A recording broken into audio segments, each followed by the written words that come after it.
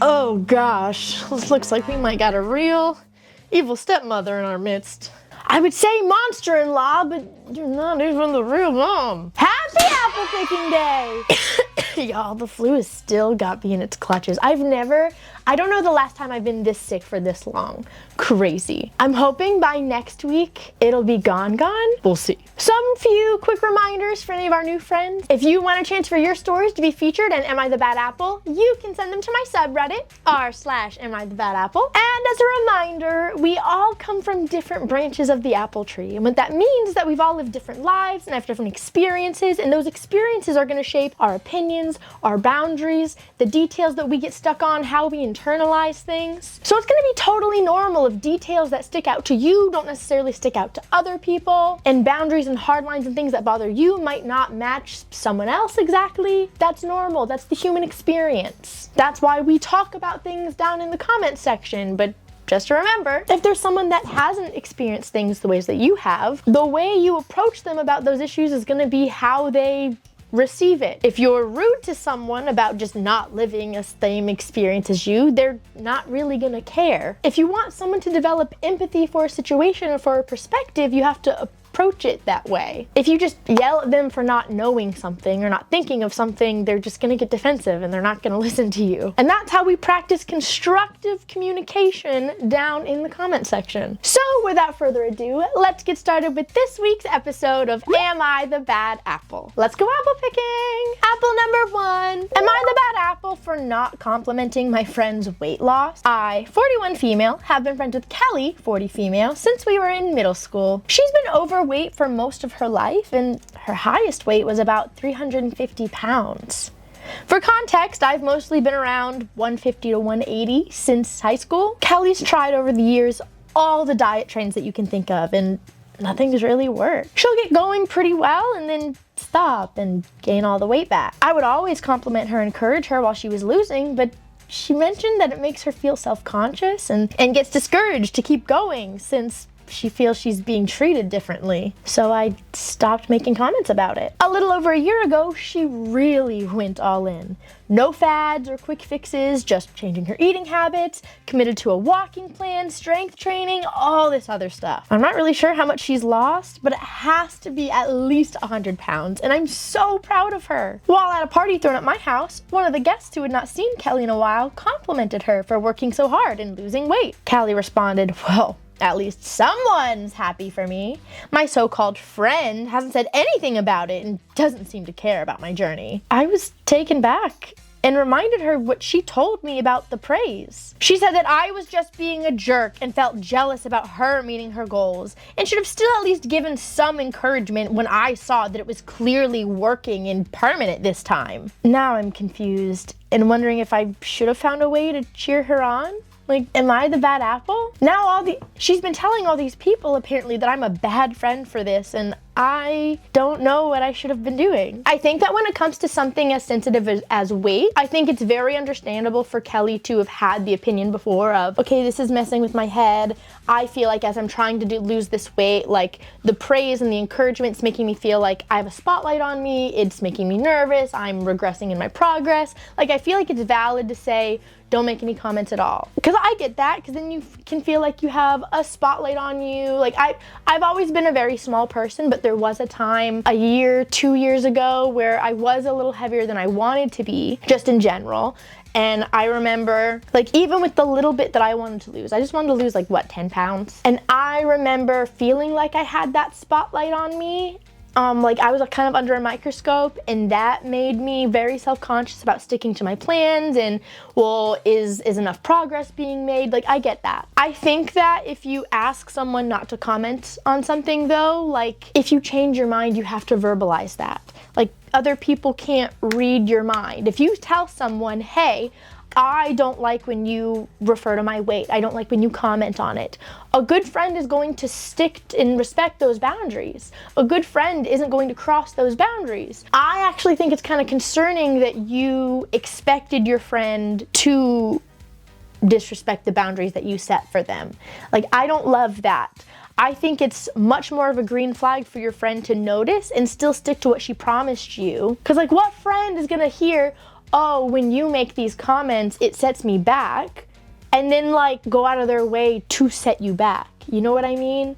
So I think that obviously the friend is the good apple for sticking to what you asked of her and not bringing it up at all. And I think that if you wanted something different, like it sounds like, okay, you're serious now. I know that when people go through fads and like diet culture, it can sometimes be very temporary, and it's just kind of like in the moment it's exciting, and then routine can be really hard to consistently keep. I know that. Like I try to establish healthy routines all the time, whether it's eating habits or work habits or sleep habits, and it's really hard. Like it's really easy for the first 2 weeks, and then you kind of lose the momentum of the excitement. And so I'm rambling right now. I need to stop. Thought the Adderall should have kicked in by now, but maybe not. Anyways, regardless, I think it's a green flag for the friend to stick to the boundaries that you set for her. And I think that if you ever want someone, if you change those boundaries, it's okay to change your boundaries. It's okay to need different things at different times for your friends, but you have to communicate that. So like OP is good apple for sure. Like for sure. That's, to me, is a great apple. And for the friend,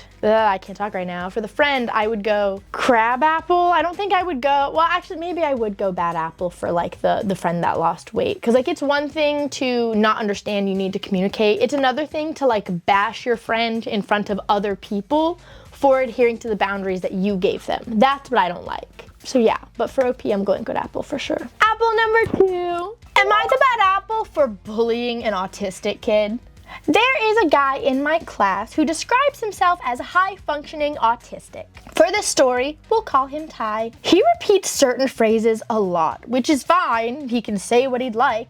But one of his stims really disturbs the class, and me especially. I mean, I have reactive tinnitus. He will scream rat soup at the absolute top of his lungs, sometimes out a window, and no matter how many times we've all asked him to stop and how many teachers have explained how disruptive this is, he doesn't stop. Recently, me and a couple friends decided to make a game out of it. We'd count how many times he says rat soup in a day. Whenever he screamed out that phrase, one of us would loudly say the next number up. This actually made him stop a little bit, which has made our lives so much easier. Today, he randomly screamed it again, and we said, oh, there's one. And then Ty went off on a 7-minute rant about how we keep bullying him and how this needs to stop now. And some of the class thinks badly of me and my friends for doing it, but he's annoying all of us, okay? So am I really that bad of an apple? I think some kids are not going to like what I have to say in regards to this, okay? And it's just the fact of the matter. And remember, like, yes, I was a teacher, but I'm not an expert when it comes to special needs or autism. Like my degree is in like teaching and history. I don't have a degree in special education. So there's gonna be a lot that like I can't even speak to because I'm not an expert here. But something that always frustrated me as a teacher is when other kids would try to take, when students would take other kids' disabilities or IEPs or accommodations into their own hands. Like you say, oh, well, this is his STEM. Well, if that's like a STEM, again, autism is a spectrum, okay? So I don't know one way or another, but like there are some kids on the spectrum who like when they'll have a STEM that like is involuntary, or they'll have a little tick. And I don't know if that is this case one way or another, but the fact of the matter is you don't know either. And that's not gonna be something that's explained to you. So if you go to your teacher and you say, hey, this is annoying me, the rat soup thing is annoying me, the teacher's not going to tell you, oh, like, here's their IEP, here's their accommodation, this is the kind of autism they have. Like, there's privacy laws against that. The teacher's not going to explain to you exactly what they can and can't do in class, or exactly like, the teachers can't do that. So like it always has, I've seen so many different things as a teacher. I've seen kids see kids with varying degrees of autism and like really, or other disabilities, doesn't even just have to be autism. I've seen kids acknowledge someone in their class has varying degrees of disabilities and really have rallied around them. I can't talk right now. Really have rallied around them and like supported them the best that they can. And I've seen kids acknowledge that there's a kid in their room with disabilities and just be jerks about it. And it is devastating to watch that. And at the end of the day, the only people in that room who really understand what that student can and cannot control is the kid and the teacher. And it's not really your job to police what you think or how you think that kid should be acting. It's just not. If that annoys you, sometimes in life there are going to be things that annoy you. You know what I'm sure is more annoying? A kid that can't stop that and is being made fun of for those kinds of things. And I'm not saying that, like, I'm not saying, like, I just from the sound of it, I don't think it's Tourette's. It just doesn't sound, if he's able to mitigate how often he's doing it, I don't necessarily think it's Tourette's, but I'm not an expert. I don't know what is and isn't on purpose. I don't know what is and is not voluntary for him. I don't know the kind of autism that he has. What I do know is that I don't think it's a student's job to police those kinds of behaviors, especially when special needs is involved. And if it was genuinely just him looking for attention, I don't think he would be as upset about y'all making fun of him as he clearly was. And that's just from my perspective, like as a teacher working with kids with disabilities. There might be someone who's more qualified who's like, no, Rebecca, I think you're wrong, and that's totally fine. Like, let me know. But at the end of the day, like, you're also a child. You don't know the ins and the outs of this kid's disability. I think that if you are calling it a stims aren't really, then in your head, you're acknowledging this is a part of his disability and you're going out of your way to make fun of him for that. I don't like that. I'm never gonna support that. That is bullying. And even if it's annoying you, even if he's doing it on purpose, I still don't think that that's something to make fun of another kid for. If it's on purpose and it has nothing to do with his disability. There are a lot of kids that will act out at school based on things that are going on at home. Sometimes kids who are neglected at home act out a little bit more at school and in public. Like there's a lot of factors that go into disruptive behavior, and you're never gonna convince me it's the kid's job to handle that. That's why teachers have degrees. That's why there are counselors at schools, because there's a lot of things when it comes to psychology and child development and disabilities that you guys just don't know and aren't aware of. And it just is what it is. And I understand sometimes it can really disrupt the learning environment and sometimes it's not fair. But at the end of the day, I and you don't really know what's going on with this kid. So no, I'm not going to condone making fun of him for all we know could be completely involuntary. So for that, I'm going to go bad apple. Like it's like it's not a super soft bad apple, but it's not like a rotten to the core apple either. You know what you're doing. And you're even like, yeah, we're bullying him, but it's because he's being annoying. So what? He's being annoying. Like, I'm sure there are so many bullies in the world. Well, he's being annoying, so I'm bullying him. Like, that's not an excuse. I don't like that. I'm never going to condone going out of your way to bully someone because their differences are annoying you. Like, I'm just not that kind of a person. So that's why I'm going bad apple, because you're like acknowledging, yeah, we're bullying him, but it's just because he's annoying us. Like, I don't like that. And there might be people that disagree with me. There might be people that go crab apple. I'm really not gonna agree with anyone that goes good apple here. I'm just not. I could see the point of anyone that would go crab apple for sure. Yeah, that's just my opinion. Apple number 3. Am I the bad apple for outshining my ex-in-laws? I, 28 female, and my fiance, 25 male, had my 4-year-old daughter with us for her spring break. We don't get to have her on Easter this year, so we decided to throw a small early Easter celebration. We went to the dollar store and we put together a simple little basket for her, just some candy, a couple toys, a paint set. Nothing over the top, just something fun and age appropriate. Later, during a phone call with her other family, my daughter told them what the Easter bunny brought her. That's when my ex-mother-in-law chimed in and said something along the lines of, wow, the Easter bunny got you a lot. I mean, it should just be some candy, no toys or anything big. Gosh, some people make Easter like Christmas. I felt a little taken back with the whole conversation. It definitely seemed like she was trying to imply I was outshining her, and That wasn't my intent or to turn it into a big thing. We just wanted to make the most of our time with her since we don't get to celebrate the actual holiday together. Am I the bad apple? I think it's really easy for split households to feel like a competitive nature, which is unfortunate. Like, I wish it didn't have to feel those things. And that's why I really love like the cooperative blended households, like, or the split, like, you know what I mean? The exes that can like work together and co-parent really well. Because I think without it, I think there can be a healthy level of competition feeling.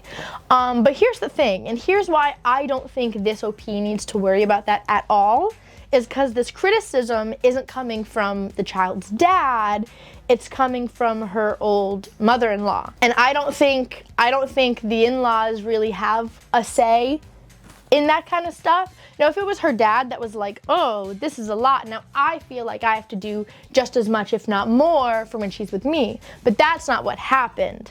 The mother-in-law felt like she was being outshined. Well, she's not a parent. She's not a parent.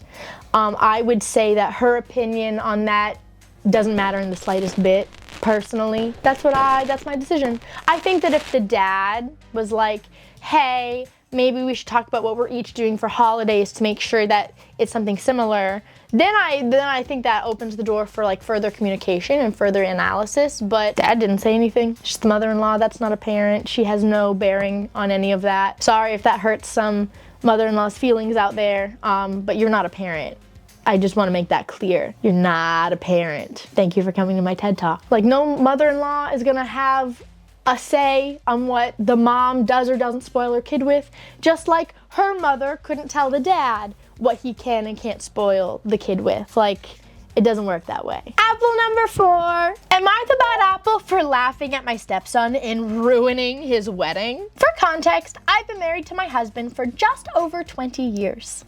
We started dating when my stepkids were 5 and 3. Now our stepkids, Adam is 28 and Ben is 26. And our kids together, Charles, David, and Ellie, are 20, 17, and 13. Adam is getting married at the end of summer to his fiancée, Alice, 27 female. We've all been very excited for them. We've all been a very close family, and all the kids have roles for the wedding. Charles is the best man, the other 2 boys are groomsmen, Ellie is a junior bridesmaid. Last weekend we had a dinner for my husband's birthday, and all the kids attended along with Alice. The topic of the wedding came up, and this is where it started to go downhill. Ellie brought up that she was so excited to go dress shopping and that we planned to go to a bigger city in a few weeks to get her a dress and me a stepmother of the groom dress. At that, Alice looked at Adam sideways and responded that we would only need to worry about one dress, Ellie's dress. Ellie kind of laughed and said, well, what are you expecting my mom to wear? A suit? Alice responded with, my name isn't going. You know we're keeping our guest list very limited to only family and a few close friends. Excuse me? Adam and Alice have been to our house numerous times for holidays, dinners, just to say hi since they've been engaged. We've always been a very close family. This not only has never been brought up, but I wasn't aware there had ever been any issues between us. Things escalated pretty quickly, but the Cliff Notes version is that Charles asked them to clarify if they were choosing to uninvite me now or if I was never invited. Alice confirmed that I was never invited.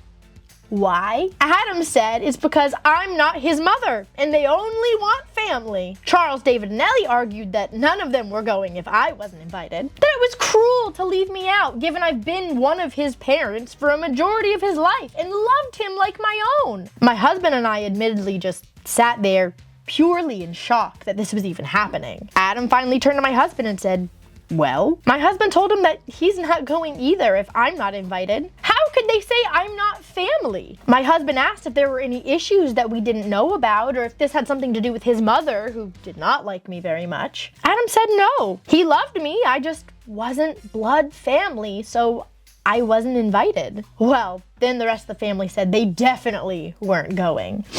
Adam turned to me and asked if I was really gonna let everyone ruin his wedding on my behalf. Here's where I might be the jerk. I laughed at him. I don't know what came over me, but the entire thing was just so ridiculous that laughing was the only thing I could get out. I told my husband I'd be waiting in the car and I just left. As soon as the car started, I bawled my eyes out. Well, anyways, Charles, David, and Ellie are no longer speaking to Adam, and Adam called my husband yesterday trying to smooth things over. He's still adamant that I'm not invited, and it's their wedding, but he's also now requested that I apologize for laughing at him. My husband told him, too bad. It's their wedding and they can invite whoever they want, but they can't control who will actually go. My husband said that they owe me an apology and that Adam should be ashamed of himself. Well, now I'm getting texts saying that they don't know why I'm being a step monster and ruining the wedding and blah, blah, blah, blah, blah, blah. All the things. So, am I the bad apple? Wow. Part of me, I want to believe that there's a lot that we're missing, right? Because, like, I don't understand. They're sitting in your home eating food that you made them, and they're like, oh, but you're not family. I want to believe there's stuff that we're missing, because they've been in their life for like 10 plus years. Why would they not consider a family? Like, there are people that I'm not blood related to, I'm not even related to by blood or marriage or anything, and I still consider them family. Like, my best friends, those are my family. There's a guy in California that, like, my grandparents consider their fourth son, right? That's like, he's my uncle, but he's not my uncle. But he is. He's family. I want to believe there's something that we're missing. There's something, but they even said, like, is there an issue? And he's like, no, you're just not blood related. That to me is crazy. Crazy. It's so funny. They're like, oh, am I the bad apple for ruining the wedding? You didn't do anything, hun. You did nothing. Okay, he asked you a dumb question and you left. Like, yeah, he asked a dumb question. Are you going to ruin my wedding? She didn't do anything. She didn't do anything. I've said this before. People are allowed to invite whoever they want to their wedding. Whoever they want. They can do whatever they want with their own wedding. You cannot then get upset, or you can't then hold it against people for acting accordingly. Like, you did your guest list the way that you did it. People aren't going to like it. Whether you say no kids, whether you say no significant others that aren't married. But I think all of these rules, I'm not a fan personally, but I've just seen it done. But you can't then get mad when people then opt to not go. And especially, like, for your father, his first child is getting married. You don't want him to experience that joy with his person? Like, that feels so disrespectful to the people that raised you, like your biological parents. That just feel like, for them to not have their person on their child's big day, like that to me feels disrespectful personally. And it would be one thing if this was like a new girlfriend or, you know, like a girlfriend of a parent. This has been your stepmother for how many years? Like you didn't do anything. And I also said this before, there are times where we're talking about very sensitive things in history class where when kids get uncomfortable, or people get uncomfortable, one of their like defense mechanisms against like being uncomfortable is to giggle, is to laugh. And it's not that they think it's funny, they're just so uncomfortable, they don't know what else to do. And I'm never going to shame somebody for having that kind of response. So no, I'm going completely good apple. You didn't do anything, you had a nervous reaction. It is what it is.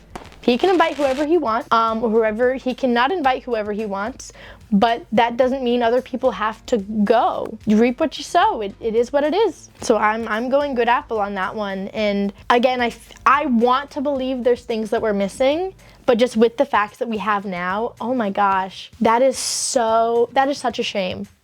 That is just such a shame that he's acting that way. I'm so sorry. That is just so gross. Like, I hope to get remarried one day. And it's so funny because I've even thought like, oh, I want something small next time. I don't want anything big or crazy. But even just thinking that, like, I don't want any of my favorite people to feel unincluded. And it's like, this isn't even gonna be a problem for like years, but it's something that I've already thought of. I don't want anyone to feel left out. So like, I'm just having a tough time grasping this guy's perspective. I want to believe we're missing something, but maybe he's just a jerk.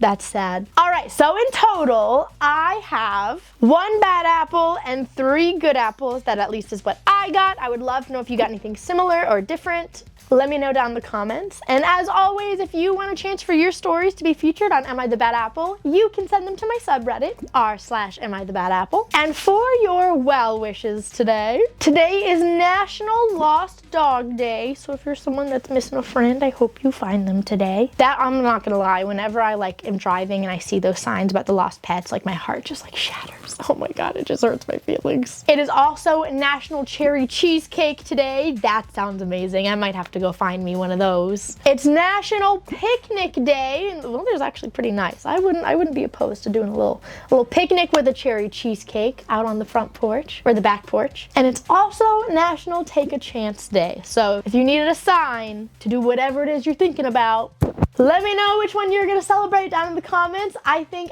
you know, at least having a picnic out on the porch, that's gonna be my go-to. Maybe I'll try to find a cherry cheesecake to incorporate all the things. Thank you so much for hanging out with me today. I hope you have a great rest of your day and hope to see y'all next week. Bye, my lovelies. Mwah.